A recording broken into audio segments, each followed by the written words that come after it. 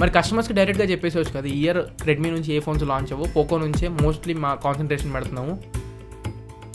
ఈ నోట్ 13 సిరీస్నేమో ఇప్పుడు Vivo Oppo చేస్తూ ఉంటాయి కదా, ఆఫ్లైన్లోనేమో వివో ఒప్పో బ్రాండింగ్తో అమ్మేస్తూ ఉంటారు. ఆన్లైన్లోకి వచ్చి రీజనబుల్ ప్రైజులతో ఐకో అని చెప్పని వివో అమ్మింది, రియల్మీ అని చెప్పని ఒప్పో అమ్మింది. Hi friends, welcome back to the channel. ఈ రోజు మనం ఈ వీడియోలో రెడ్మీ నోట్ 13 ప్రో దీనికి సంబంధించి నేను ఇప్పుడు మోస్ట్లీ ఒక 7 days దాకా యూస్ చేస్తున్నాను. దాదాపు ఈ 7 daysలో నాకున్న ఎక్స్పీరియన్స్ నేను మీతో షేర్ చేసుకుంటా. రెడ్మీ నోట్ 13 సిరీస్లో ఉన్న ఈ 3 ఫోన్స్లో, అంటే నోట్ 13 ప్రో, ప్రో ప్లస్, ఈ 3 ఫోన్స్లో నాకు కొంచెం బెటర్ అనిపించిన ఫోన్ ఇది ఒక ఫోన్. కాకపోతే కొంచెం ప్రైస్ ఒక 2-3 వేల రూపాయలు తగ్గించి పెట్టుంటే మాత్రం ఖచ్చితంగా దీన్ని ఎక్కువగా రికమెండ్ చేసి ఉండేవాళ్ళం. అండ్ ఈ ఫోన్ లో ఒక మేజర్ ఇష్యూ ఉంది, హీటింగ్ ఇష్యూ. అది ఏ టైమ్స్ లో మీరు అబ్జర్వ్ చేయొచ్చు అనేది కూడా ఈ వీడియోలో నేను డిస్కస్ చేస్తాను. అన్ని పాయింట్స్ దీంట్లో కవర్ చేసి నేను వీడియోలో మీకు ఎక్స్ప్లెయిన్ చేస్తాను. దాని తర్వాత మీరు మొబైల్ ఫోన్ ని పర్చేస్ చేయాలా లేదనేది మీరు ఒక డెసిషన్ తీసుకోండి. అండ్ 13 ప్రో 13 ప్రో ప్లస్ రెండు ఫోన్స్ ని కంపేర్ చేస్తే కూడా ఇంకొక వీడియో వస్తుంది. And at the same time pro plus camera review కూడా కంపేర్ చేస్తే ఇంకొక వీడియో వస్తుంది, వాటిని కూడా చెక్ చేయండి. ఇంకా ఫస్ట్ మనం బాక్స్ లో వచ్చే కంటెంట్స్ గురించి మాట్లాడుకుంటే మాత్రం థమ్స్ అప్. బాక్స్ లో వచ్చే కంటెంట్స్ దేన్ని కూడా మిస్ చేయలేదు. మంచి విషయం, 67 వాట్ ఛార్జర్ కూడా బాక్స్ లో ప్రొవైడ్ చేశారు. అండ్ కేస్ కూడా ఉంది, సిలికాన్ కేస్. దీన్ని యూస్ చేసి మనం పని అయితే కనెక్ట్ చేసేవచ్చు.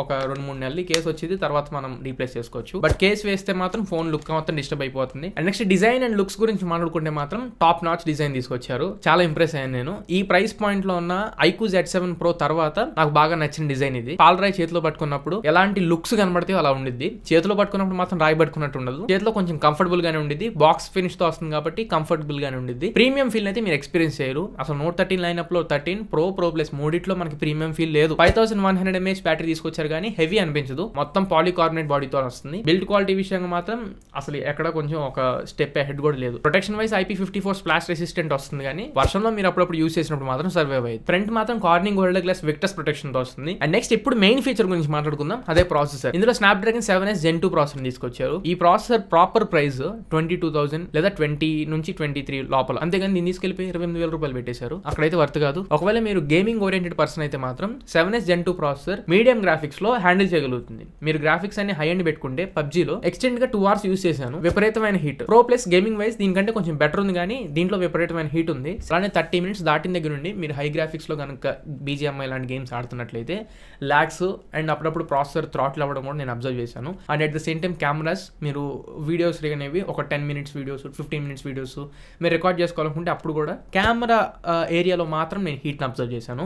అదొకటి కూడా గుర్తుపెట్టుకోండి. 7s Gen 2 ప్రాసెసర్ దీని TDP అంటే థర్మల్ డిజైన్ పవర్ అనేది యూజువల్ గా వాల్యూ 6 ఉంటుంది. అంటే హీట్ అనేది చాలా వరకు ప్రొడ్యూస్ చేయదు, నార్మల్ టెంపరేచర్ లో ఉంచడానికి ట్రై చేస్తుంది. కాకపోతే వీళ్ళ ఆప్టిమైజేషన్ ప్రాపర్ గా లేదా లేకపోతే వీళ్ళ UI తో ప్రాపర్ ఆప్టిమైజ్ చేయలేదు, నాకు అర్థం కాలేదు. కానీ చాలా హీట్ అవుతుంది. విత్ ఇన్ 10 to 15 minutes లో మీరు వార్మ్ ఫీల్ అయితే ఎక్స్పీరియన్స్ చేస్తారు. అండ్ మీరు ఇంకా లాంగ్ టర్మ్ లో యూస్ చేయడం అంటే 1 hour కానీ 1.5 hour 2 hours యూస్ చేస్తే ఖచ్చితంగా మీరు హీట్ ని చేతుల్లోకి ఈజీగా ఫీల్ అవుతారు. అండ్ ఓవరాల్ ఈ ఫోన్ మొత్తంలో ఉన్న ఒకే ఒక ప్రాబ్లం ఏంటంటే heating issue. So gaming oriented person అయితే మాత్రం 7s Gen 2 ప్రాసెసర్ అసలు సజెస్ట్ చేయదగ్గ ప్రాసెసర్ కాదు. Next networking, signal reception and wifi speeds, ఈ మూడిట్లో ఎక్కడ ప్రాబ్లం లేదు. ఇందులో ప్రో ప్లస్ లో తీసుకొచ్చినట్టు వైఫై 6E తీసుకురాలేదు కానీ వైఫై స్పీడ్స్ 5 GHz బ్యాండ్ కూడా డిటెక్ట్ చేస్తుంది. నోట్ 13 ప్రోలో కూడా నెట్వర్కింగ్ పరంగా ఏ ఇష్యూస్ లేవు. విజయవాడలో నేను ఉండేది, విజయవాడ వైజ్ నేను 5G యూస్ చేశాను దీంట్లో, అండ్ 4G. నేను యూస్ చేసిన టెలికాం పార్ట్నర్ జియో. ఎయిర్టెల్ నేను అసలు సిమ్ యూస్ చేయను. జియో నేను యూస్ చేసినంత వరకు నాకైతే ఎక్కడ ప్రాబ్లం లేదు. కాల్స్ నేను చేసినప్పుడు, వచ్చినప్పుడు అండ్ కాల్ మాట్లాడేటప్పుడు ఎక్కడ మధ్యలో డ్రాప్ అవడం కానీ ఇలాంటి ఇష్యూస్ అయితే నేనేం ఫేస్ చేయలేదు. ర్యామ్ అండ్ రోమ్ స్టోరేజ్ గురించి మాట్లాడుకుంటే 8GB 128GB బేస్ వేరియంట్ తో తీసుకొచ్చారు. ఇక్కడే ఈ చిన్న మైనర్ మిస్టేక్స్ నాకు అర్థం కాదు. 8GB RAM 256GB base variant తీసుకొచ్చుంటే ఇంకా బాగుండేది. 128GB ఎంత పెట్టి తీసుకోవాలనేది కూడా ఒకసారి ఆలోచించుకోండి. ఈ పాయింట్ వైజ్ మాత్రం నెగిటివ్ గానే కన్సిడర్ చేయండి. అండ్ ర్యామ్ పరంగా చిన్న యాప్స్ ఏవైతే ఉంటాయో అన్ని మెమరీలో ఉంచుకుంటుంది. బట్ గేమ్ ఆడేటప్పుడు మాత్రం మెమరీలో ఉండట్లేదు. డైలీ యూస్ చేసే యూట్యూబ్ ఇలాంటి చిన్న యాప్స్, ఇన్స్టాగ్రామ్ ఇలాంటివి అయితే ఏం ప్రాబ్లం ఉండదు. ఇప్పుడు డిస్ప్లే దగ్గరికి వద్దాం. ఇందులో 6.67 inch డిస్ప్లే ఉంటుంది, OLED డిస్ప్లే. ఇందులో 1.5K రెజల్యూషన్ కి సపోర్ట్ చేస్తుంది. 1800 nits పీక్ బ్రైట్నెస్ ఉంటుంది.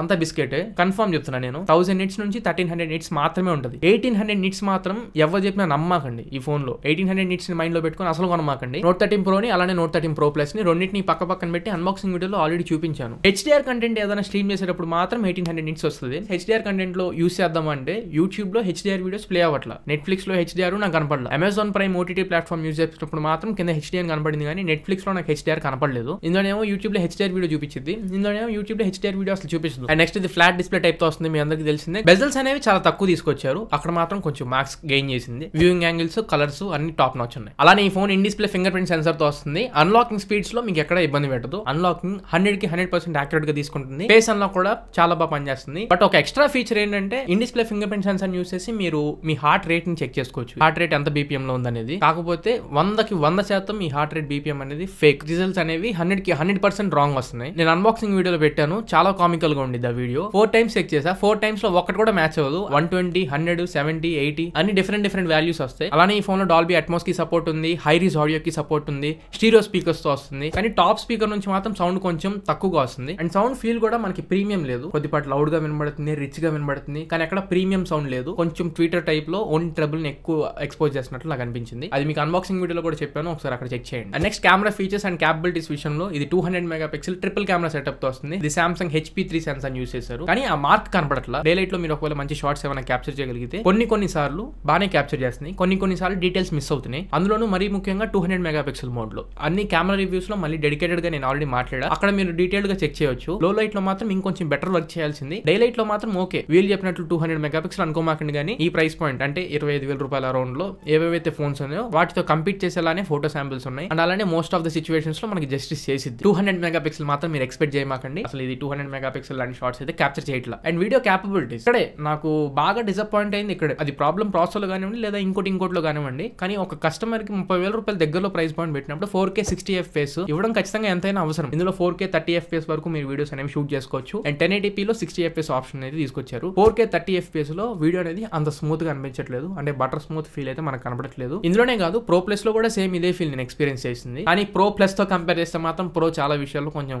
బెటర్ గానే పర్ఫార్మ్ చేస్తుంది కెమెరాస్ విషయంలో. నెక్స్ట్ బ్యాటరీ గురించి మాట్లాడుకుంటే 5100 mAh బ్యాటరీని దీంట్లో తీసుకొచ్చారు. చార్జర్ 67 వాట్ చార్జర్ తీసుకొచ్చారు. ఇన్ 120 వాట్లు ఎవరు ఎక్స్పెక్ట్ చేయరు, 67 వాట్ చార్జర్ తీసుకొచ్చారు, మోర్ దాన్ ఇనఫ్. అండ్ ఈ ఫోన్ కి మేజర్ ప్లస్ పాయింట్ కూడా బ్యాటరీనే. దీన్ని యూస్ చేసుకుని మీరు ఈజీగా ఒక ఫుల్ వర్కింగ్ డే యూస్ చేసుకోవచ్చు. నేను యూస్ చేసిన నా యూసేజ్ లో 3 ఫోన్స్ లో కంపేర్ చేస్తే నాకు రెడ్మీ నోట్ 13 ప్రో లోనే బ్యాటరీ అనేది కొంచెం బెటర్ గా అనిపించింది. రీజనబుల్ గానే బ్యాటరీ కన్జ్యూమ్ అవుతుంది. ప్రో ప్లస్ లో మాత్రం బ్యాటరీ డ్రైనింగ్ అయిపోతుంది. అండ్ ఇనిషియల్ ఇంప్రెషన్స్ లో నేను కొంచెం బాధపడింది UI డిపార్ట్మెంట్ లో. MIUI 14 తో వస్తుంది, HyperOS తో రాలేదు. ఇప్పుడు పోకో X సిరీస్ ఏవైతే లాంచ్ చేశారో వాటిలో out of the box HyperOS ని తీసుకొచ్చారు, దీంట్లో మాత్రం MIUI 14 తో తీసుకొచ్చారు. మరి రెడ్మీ ఫోన్స్ కొనే కల్ట్ ఫ్యాన్స్ కి వీళ్ళు ఏం పోర్ట్రే చేద్దాం అనుకుంటున్నారు నాకు అర్థం కాల. వీళ్ళ సబ్ బ్రాండ్ ఏదైతే ఉందో అది కొంచెం లాస్ లో ఉంది, దాన్ని హైట్ కి తీసుకురావాలి, దాన్ని కొంచెం హైప్ తీసుకురావాలని చెప్పని వాటిలో HyperOS ని తీసుకొస్తున్నారు. మరి కస్టమర్స్ కి డైరెక్ట్ గా చెప్పేసి కదా, ఇయర్ రెడ్మీ నుంచి ఏ ఫోన్స్ లాంచ్ అవ్వో పోకో నుంచే మోస్ట్లీ మా కాన్సన్ట్రేషన్ పెడుతున్నాము. మీకు ఏ ప్రాబ్లం లేకుండా Poco series mother board issues ఏమీ లేకుండా పోకో ఫోన్స్ ని తీసుకొస్తున్నాను అన్నప్పుడు మొత్తం పోకో ఫోన్స్ నే పుష్ చేయాలి. అండ్ ఇంపార్టెంట్ పాయింట్ నేను మాట్లాడాలి, అది పోకో X6 సిరీస్ అండ్ అలానే రెడ్మీ నోట్ 13 సిరీస్.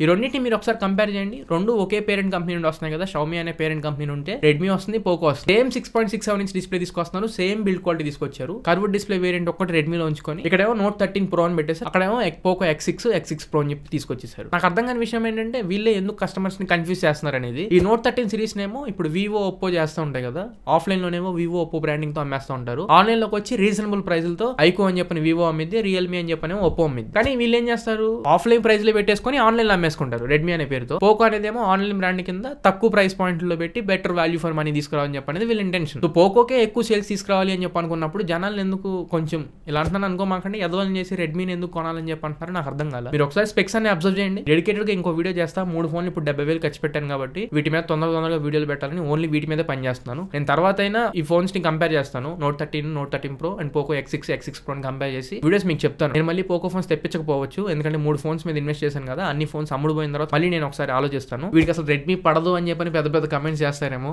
నేను రెడ్మీని, రియల్మీని, ఐకోని, వన్ ప్లస్ ని ఒక లావాని మాత్రమే ఎక్స్క్లూడ్ చేసి అన్నింటిని దృష్టిలో పెట్టుకునే చెప్తున్నాను. ఇంత చెప్పిన తర్వాత ఫైనల్ ఈ ప్రోడక్ట్ వర్తా కాదా అంటే నేను ఇప్పటికీ 2-3 సార్లు రిపీట్ చేసే ఉంటా. 22-23 అయితేనే ఈ ఫోన్ కి proper value for money product. So ఇది ఫ్రెండ్స్ ఓవరాల్ గా రెడ్మీ నోట్ 13 ప్రో కి సంబంధించి నా ఒపీనియన్ అండ్ నేను యూస్ చేసిన నా ఎక్స్పీరియన్స్, దీంట్లో ఉండే ప్రోస్ అండ్ కాన్స్. ఈ వీడియో మీకు నచ్చింది అనుకుంటున్నాను, ఖచ్చితంగా ఉపయోగపడింది అనుకుంటున్నాను. మీ ఫ్రెండ్స్ అందరికీ షేర్ చేయండి. మళ్ళీ ఇంకొక మంచి క్వాలిటీ వీడియోతో మీ ముందుకు తిరిగి వస్తాను. Until then this is your Tarun signing off now friends. అలానే చివరిగా చెప్పే ఇంకో మాట, ఈ ఫోన్స్ ఏవి మనకు పంపిణీవి కాదు. ఎంత చెప్పిన తర్వాత మీకు ఆల్రెడీ అర్థమైపోయి ఉంటుంది. ఇలాంటి వీడియోస్ ఇంకా ప్రొడ్యూస్ చేయాలి అని చెప్పి అనుకుంటే మీ నుంచి మాకు సపోర్ట్ కావాలి. ఆ సపోర్ట్ ఎలా కనపడాలంటే కింద బలం, సబ్స్క్రిప్షన్ అనే బలం గట్టిగా ఉంటే ఆ కౌంట్ ని చూసి ఫోన్ తెప్పించాలి అని చెప్పని మాకు అనిపించింది. ఈ ఫోన్ ఏంటి బ్రో, ఇంకా ఎన్నో ఫోన్స్ ని నా సొంతంగా నేనే తెప్పిస్తాను, కానీ ఊరికే సబ్స్క్రైబ్ చేయమాకండి. కంటెంట్ లో వాల్యూ ఉంది, వర్త్ ఉంది అనిపిస్తే మాత్రమే సబ్స్క్రైబ్ చేసుకోండి, సపోర్ట్ చేయండి.